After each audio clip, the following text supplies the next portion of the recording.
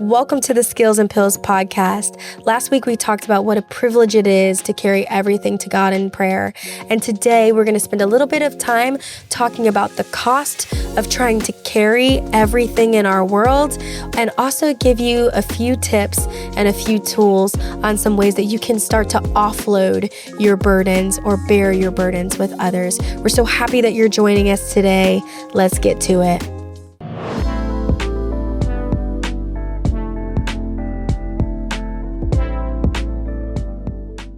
Thinking about how to offload. As I sat here, I thought about not just offloading, but being in a space of growth too.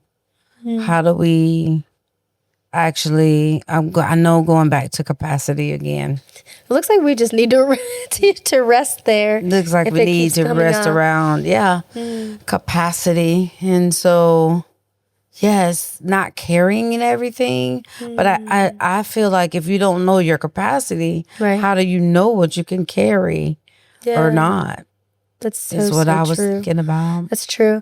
So maybe even rather than talk about the cost of what we carry, we should be talking about the cost of not identifying your capacity. Yeah. And what that looks like. Can you kind of describe to us or explain to us a little bit for the folks that don't know what really is capacity? Like what does that mean from a clinical perspective? From a clinical perspective, it would be knowing where you are in your functioning. Kind of knowing where you are. You're looking at your occupational self, your relational self, and your social self. So when you bring all those things together, if they're off balance, right, then I know how I'm functioning at work. Sometimes that environment will speak back to you. So if you're doing all the things that were required for you then there's no reason to make adjustments there, like in your growth or grow there. But if in your relational life, your child or your husband or somebody saying, listen, I don't get enough time with you. I don't have enough to fill my love tank when it comes to us being together, then you don't have the capacity to pick up anything else at work until you bring balance in that part, of your functionality. So when I'm looking at capacity for this function in that way. Right. So where do you need to pick up things? So in that relational area, you'll need to pick up more time. What does that person need from you? Right? When it comes to work, you might need to offload some of the things you're doing there. So what is my capacity to carry more things at work when my relationship is not doing well? Right. And you said something a second ago, and I was like, ooh, but you said that environment may speak to me. Can you kind of what do you mean? Kind of touch on that for me a little bit more. When you said that, what are you trying to say, as far as the environment? I think being well all the way across the board is living, loving, and working well with yourself first, and then with others. And so I think sometimes at our capacity, we consider what we need to make us full, like what we need to make us function well, what would make us give us joy, make us happy. And sometimes it just blocks out our self-awareness of what the other person needs. If that makes sense. Or am I considering, right? Am I feeling myself? Well, let me just call a thing. Am I being so self-absorbed in myself? Does that make sense? That I'm not considering what that other person may need. So when we think about capacity, we think about ourselves. And then we think about others too. Yeah. And I was sitting there thinking, when you said that, I was like, I think when we always talk about doing a checkup from the neck up, right? So taking some quick time to pause throughout the day intentionally to kind of evaluate how you're doing. How am I doing mentally and emotionally? How am I managing my stress? Do I need to stop and maybe ground myself, deep breathe, and things like that? So doing this checkup from the neck up, one thing that you had mentioned and that you've been talking is this tip that, and I always get it wrong.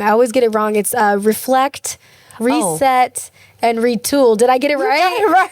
Yeah, Yahtzee. I got it. Okay, so I would love to this episode. Last episode was so palpable. If you guys haven't watched it, go watch it. We spend a lot of time talking about really the problem of pain and how we're touched by the world and the divine privilege that we have to carry everything to God in prayer. And so that felt a little heavy and it felt a little weighty for us, but we felt necessary to communicate it too, like it needed to be communicated. Absolutely. And so now we want to actually give you like some tools. Right.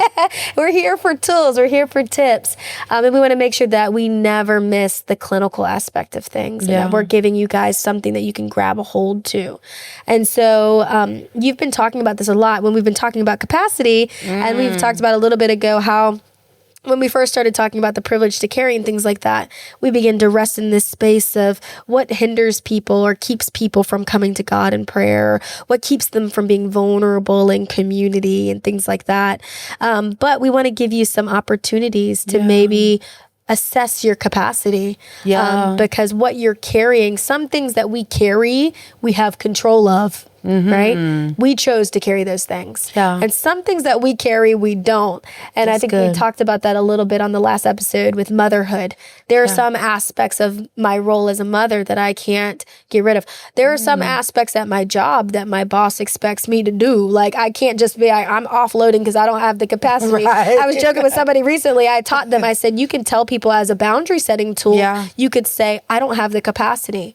If you don't know how to maybe say no to certain things, to allow people to understand that even though you would want to do it or your heart wants to do it right now in this season of your life, you don't have the capacity to do it. And I remember them mentioning, well, I'm just going to go to my job. I'm going to say, I don't have the capacity to do this. And all that. I said, listen, do not lose your job. You're going to lose your job. You're going to lose your job. You make sure that you have the capacity to do what is required of you and what can't be moved. But sometimes we can offload things, like you said, off of our plate. Some things that we're carrying that are a little bit more optional. So last episode, we talked about the kinds of things that we carry, like pain and burden and things that we can kind of cast off. But there's also very much natural things in our life that we pick up. Like, for example, if somebody asked me to plan a party, but I got 3 other parties I'm planning, and I also have a work deadline, and I got a podcast episode to plan, and my baby said she wants to start gymnastics today. Like, you know, if I got all of these things going on, maybe I've got to look at that.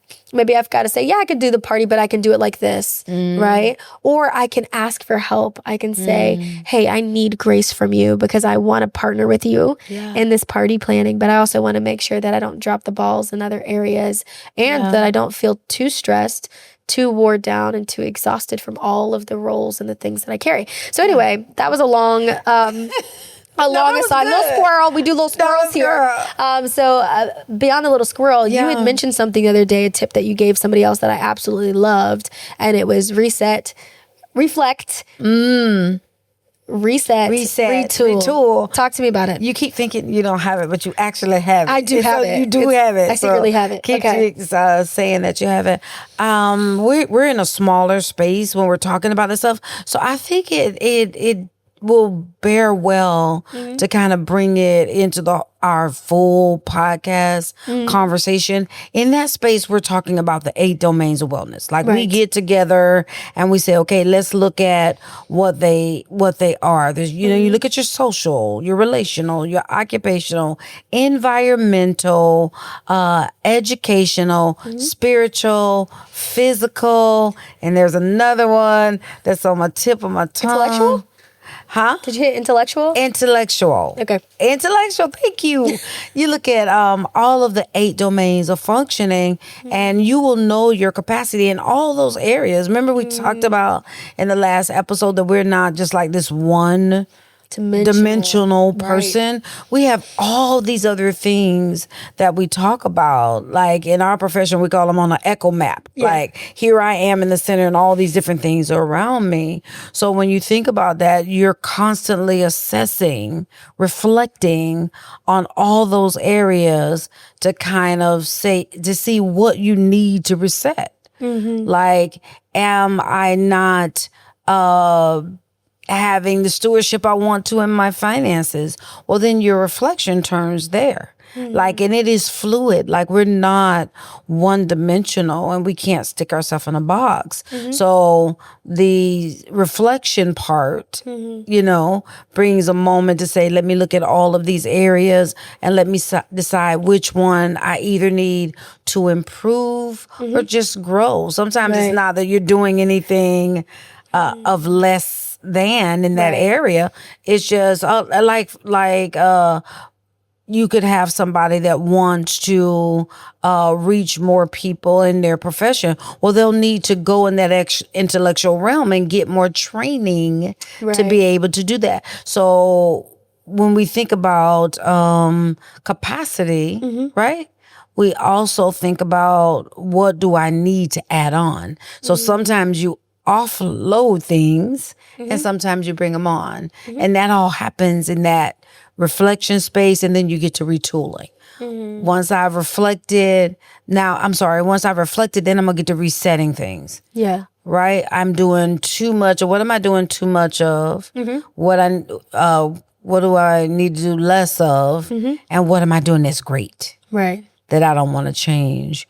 And so sometimes that will give you insight into your capacity. Because when you think capacity, you just think about, what can I house? Which is true, right? But if I just look at in the reflection, okay, can't do it, can't house it, but I don't do anything in the resetting or the reordering of my life. Or in things, and those particular things are not going to change. And so what I love that you brought in this space is, we can actually, the cost of not reflecting, the cost of not resetting things and reordering things, and the cost of not retooling or bringing on what you need to make those changes. I think that's how it's kind of like, not either, let's not talk about cost or let's talk about capacity. Let's talk about both. Right. Because there's a cost to not doing those things. Right. Absolutely. You were talking a little bit about the cost. I'm always kind of looking at the physical aspect too of what that looks like. And for many of us, stress, how we manage our stress is huge. I don't know enough to tell you, because you talk about cortisol all the time. Right. And, when you're living in this place of constant stress, you put yourself at risk. They call it, I don't know if I can say this on the internet, y'all, so, censor me if you need to, but they call it the silent killer stress. Yeah. There is something about it that wears your body and your mind down over time. And so many of us don't realize that we're living what we call crisis-prone lives, or we're living in a state of constant crisis. Yeah. And we talked last episode about how 1 in 5 Americans are experiencing a mental health crisis or anxiety or depression, or expressing those at right now. And then I believe it's 1 in 8 that are experiencing occupational stress attached to their job, but then are leaving their jobs and also going home and experiencing stress in the home and other spaces. And, stress does wild things to your immune system. Yeah. It wears you down over time. And that way it leads to potentially high blood pressure. It prevents you from doing the things that you need to do. Rather than getting out and maybe taking a walk or eating or getting with friends, you may sit inside. You may be a little bit more sedentary, not engage in healthy life practices. And so because of that, the result of that could be high blood pressure, high cholesterol, strokes, heart attacks. These are the physical things. And then there's the mental health aspect of, when I house stress, my nervous system does not know how to respond to that. God designed our nervous system to alert us of threat. Right. But if every day is a threat, Right. if every email is a threat, if every time my baby says, Mom, good. Mommy, and my mind is immediately in threat all the time, and I carry that day after day, week after week, month after month, year after year, right? Now what I'm getting myself into is not only physical consequences, but maybe even potentially the development of anxiety and anxiety disorders and panic and things like this too. So when we talk about the cost, it's not just about, scripture says, carry your burdens and, bear them one to another, which is our community. Yes. And then cast your cares in 1 Peter, which is with the Lord. So we know we're supposed to give it to the Lord and we're supposed to give it in community. But when we don't do those things, not only is it not like it's not allowing us to do the spiritual portion, which is these kind of mandates to offload. But then because we're not offloading in our life, it's not only hitting our spirit, but it's hitting our mind and our body too. And so the cost of all of that. And I think a lot of us, if we're being honest, I can't talk for other people. I'm going to talk for myself. I'm going to do it for the people. Do it for the people. Sometimes for me, exercise feels like a burden. Right. Cooking a healthy meal after a long day at work feels like a burden. Yeah. Getting with my friends after I've had a long work week can feel burdensome. It feels like an extra thing to do on my to-do list. But I know in research that those are the things that I need to do to be a healthy person. Yeah. And so when I'm looking at what you're talking about, reflecting and resetting, right? And looking, first of all, reflecting my checkup from the neck up. What do I need? Jesus, what do I need? Right. When I'm sitting in those moments, we talked last episode about the privilege of coming in prayer. When I pray, not only do I have this privilege to offload it and say, Lord, I'm tired. Lord, I'm worried. Lord, I'm whatever. Then I also have the divine privilege to say, Lord, what do I do? Yeah. Tell me what to do. I think sometimes the spiritual failing piece of it comes in when we look at the cost of it. The cost of spiritual failing is the fact that people feel like they don't do enough. They haven't prayed enough. But I think that comes in because it's almost like I'm going to cast it. And then it all goes away. Right. Just disappears. Like, where is the walking or working ing out of that? So if I'm working things out or working out my soul salvation, like with fear and trembling, that means that ing means that's an ongoing process. Right. And so where that intersects or where that is congruent with clinical work is that clinical work is phasic. Yeah. Sometimes it is going to allow you to enter where you are, look at, make an assessment of where you are occupationally, socially, relationally, in the domains of your life. How are you functioning? Right. And then what are we going to do about it? And that's what that retool for me really means. Because at first I was like, is resetting kind of like retooling? No. And when I really thought about it, I was like, no, it's really not. No. Like when I'm resetting, I'm kind of looking at what I can do a little bit more of, what I could do a little less of. I've already reflected on it, prayed on it. Now I'm sitting here with this plate and saying, okay, I can do a little bit of less of this, or even moving those capacities within today, the current day, because whatever I was doing a month ago may not work for today. Yeah. I mean, so maybe taking that time to adjust. That's why we've been encouraging that we do this process daily. Yeah. Giving yourself time to check in with yourself daily. But one thing about the retooling, I was thinking about the other day, I was like, I love the portion of it about the tools. Right. So now I've reflected on it. I thought about it. I prayed about it. I asked the Lord, asked a friend. I was like, okay, this is what I need. I've identified what I need. Now I'm going to the space and I've identified it and I've named it. I've claimed it.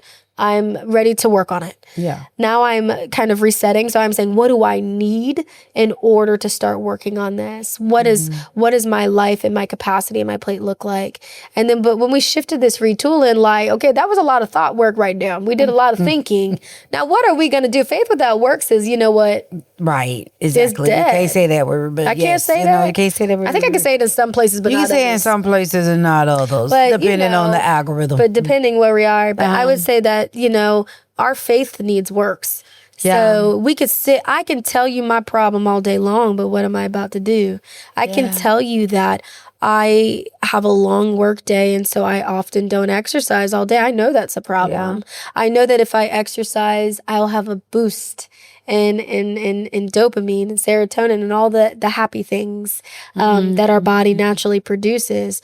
But the disconnect between what I need to go from knowing to go from actually doing it is It's two different things. It's two different things. I often tell people the longest distance, you would think the longest distance you would travel maybe is from the East Coast to the West Coast. When you say that's a long travel, if you had to travel, I've learned over time the longest travel that happens is from here to here.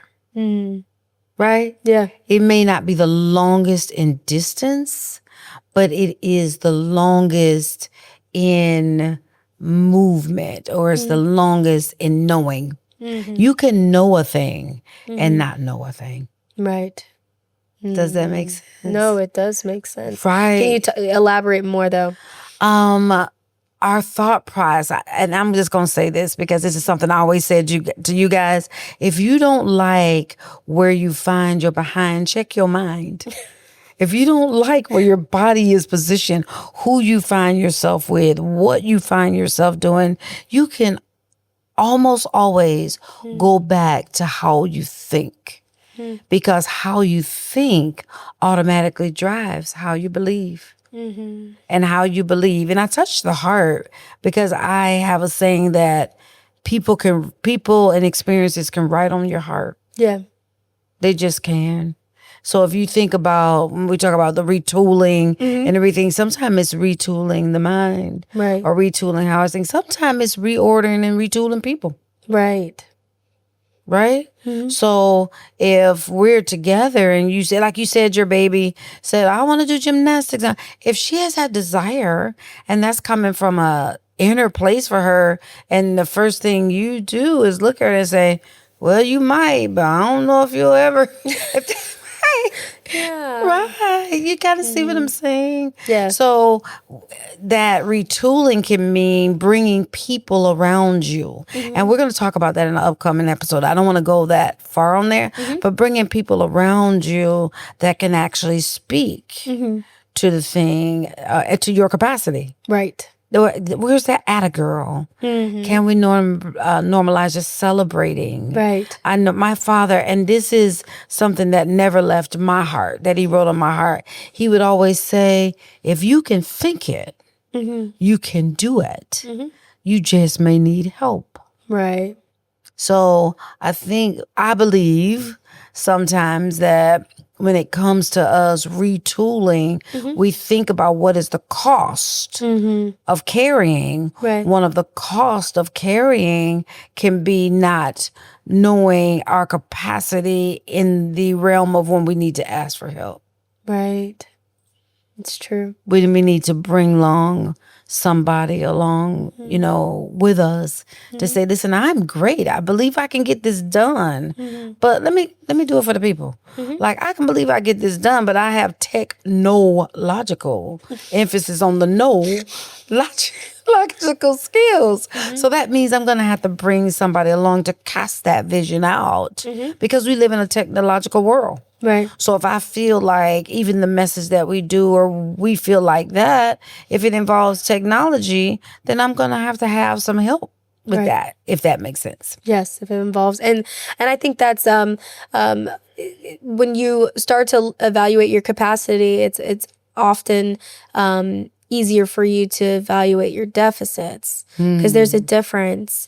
There are some things that, even if I had the capacity, it is not a strength for me. We're not all running around with strengths all over the place. Right. We all have strengths and weaknesses. Yeah. Now, our weaknesses can be made strong. Right. We can give our weaknesses fully over to the Lord and they can be made strong. Right. But, I think what I have found, and the older I get, are some of the safest people that I enjoy to be around in any environment are the people that say, I'm not good at that. Can you do it? You're really good at that. I think I need to call you to do that. Does that make sense? That's good. Because there's support in that. If we were all good at everything, Right. You wouldn't need other folks. Right. We talked about that a little bit in the last episode. It's not good for man to be alone. And we talked about that from the idea of how we're receiving support. Yeah. In times of struggle. But the truth of the matter is whether we're in struggle or not, it is helpful for us to surround ourselves not just with people who tell us what we're good at, but with people who will tell us what we're not. Yeah. People who not only praise when we're at our height of capacity, but people that are willing to talk to us when our capacity is a little low. And I'm gonna jump. I'm gonna let everybody jump in the comments or jump in wherever they need to jump on this one. But I just was not that mom, that baby. Like I was not that mom that everybody gotta get some ribbon. Like if You weren't a everybody gets a medal mom. Was it? Like if I'm looking at you and you say, well, Mom, what I want to do is I'm trying to think of something. I want to be a dancer. But you got zero rhythm. Like, Come on now. None. I just told my husband that the other day. I said I could dream up and I could say I really, really, really want to be in the WNBA. Right. And you're gonna what? You're gonna laugh a little bit because like I'm 5'1". And there was only one Spud Webbs, and I know I'm dating myself back when people can go look it up. Now Spud Webbs was that one person. She was the exception. Millions. It was a guy. A guy. His name was Spud Webbs. I've never heard of him. Might have, and all of my. So you can't defy. Right. Spud is proof that you can defy it. Spud, you could, but listen, honey, look how many bees and bees and bees. So what are we trying to say in that? What we're trying to say is it is good to bring people around you to say, yeah, you want to do that, but able to gauge your capacity. Right. And because sometimes we don't have that insight. And we don't have that self-awareness. And so like in that instance, if I'm, at the park at the barbecue and we have a pickup game, I'm calling my husband. I'm saying, you clock in, you tag in. He's 6'2", and I'm going to be the water girl. Right. I'm going to go ahead and tag myself out. They would let me play the game. But I feel like for the benefit of the whole team, I don't have the capacity. I don't have the things that I need to allow not only myself to be successful, but also them to be successful too. Now, if I just was doing it for the enjoyment, but we're talking right now specifically about stress capacity and what I'm putting on and off my plate. It's really easy for me if I say, I just enjoy playing the pickup game to play the pickup game, right? It's about the enjoyment. But you know how they get on the court. When they want to win, they want to win. And so it might be best for me to tap out and say... Or I could be sending an email because that's where my capacity needs to rest. Does that make sense? It does. It does. I think that rest and that retooling, what I'm hearing you say then is that we're not doing this reflection, resetting, or retooling alone. Right. It benefits to have some. I love that. Yeah, because if I forget to sit down, I'm like, I just enjoy it. And I love that. My husband could be like, baby, we're trying to win. Why? We're trying to win today. And so he might say, you got to take a seat on this one. And I have to trust him. Yes. I have to trust him as a part of my community. And like, this is a very surface level example because I don't want to get too deep and wide. But the truth of the matter is, like you said, I need to trust that I have people in my community that can help me to identify when my capacity is low when I can't.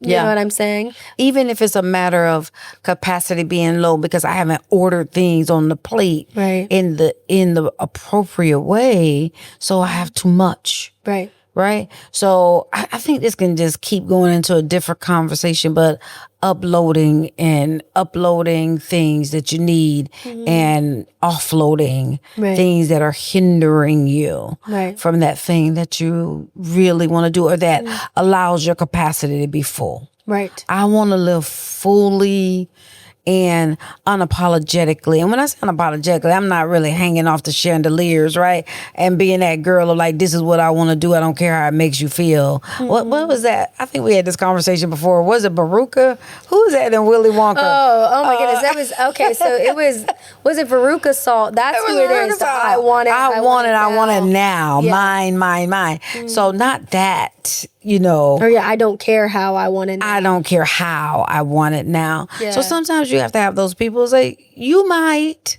Right? But what I see when I see you function in this way, in the world with you, I have a better experience of you. So maybe having those people to help you to retool Yeah. the capacity. I know you want to do that. I know, like, I would take off to Tibet today. Right? I would. Like, I'd go to Tibet. I want to go. I want to see. I would stay there I have to work. Like, who gonna pay for Tibet? Right? So when I'm offloading, I'm doing all these shifts and things. There's a saying that we love to say here: you do what you have to do until you can do what you want to do. That's something I picked up and you guys used to say earlier on. And I was like, I like that they learned that. I really like that they learned that. So when you're doing your reflection, you're resetting your retooling, really looking at what do I have to do? Right. Like, as a mom, there's some things What you do I have to do. carry? What do I have to carry? Like, and what can... It's a little optional to carry. That was a little optional. Some of this is a little optional. And what's my capacity to be able to do that? I'm not gonna lie, like we sometimes overcomplicate it, but we're I love those little memes and jokes where it's like we're really just like overcomplicated houseplants. Like, you need water. You need to carry a water bottle. Right. You know, like it's just simple, right? You've got to connect with friends. Like, we want to make it all complicated, but did you drink water today? Right. Did you walk outside? Did you hit the sun? Yeah. Did you connect with some friends? Did you laugh? Yeah. Did you talk? No matter what you're going through, did you love somebody today? Yeah. Does that make sense? Is the simple things. Did you get paid so you could pay your bills? You know, did you clock into work? Those who don't work don't eat. Right. So did you clock into work? Did you, I think we really can make it very complicated, but it kind of leans us a little bit for those who know that if you know, right. But into Maslow's hierarchy of needs, which is really big in the counseling world, where we sit and talk about Maslow's, and we'll keep it simplified. But Maslow kind of created this. It's almost like a pyramid. It looks like exactly, and a pyramid. You have to meet the bottom of the period before you can get to the top. I love it. Now, mind you, at the bottom of the period is things like food. Right. Safety. Does it matter if I feel like I've achieved all of life's dreams and all of the things that God has called me to do if I have not eaten food? Right. For most people, it doesn't. I'm human. I've got to have food, shelter, water, right? We've got to meet these, right? And there's a lot of reasons why we don't. I'm not going to put it all on people, because sometimes this world is broken, and there's other reasons why people don't have access to their basic human needs. But we need healthcare, we need water, we need food, we need friends. We need these things. All the way at the tip top of it, there's other things, but all the way at the way top of the pyramid is what we call self-actualization. Right. Which is when you, none of us really arrive, but that's our version of arrival. Right. You have gotten beyond just your basic human needs, and now you've gotten into a place of being in ever. You have all of the facets that human life has to offer. And so I think a lot of us try to skip past these bottom periods and arrive here at the top. And you know what happens? Push our capacity to do so. There's a lack of humility, and then you tumble down. You too. Back to that space. Right. Like, so in all of the things that, like we're saying, in all of the reflection, if there's nothing else that can be taken away from the conversation, taking a moment, taking a breath, just a beat, to reflect, to reset, offload what you need to, upload what you need to, not just what you need to, but who you need to. And then retool and say, okay, now I've got to order things. What am I going to need? Who am I going to need in order for this next phase of my life, next phase of growth, settling of my heart, dealing with pain, whatever it looks like for you? Who am I going to need to journey with me on that healing journey? And that's what we're going to talk about. We're going to be leaning into support networks and what they look like as we go forward.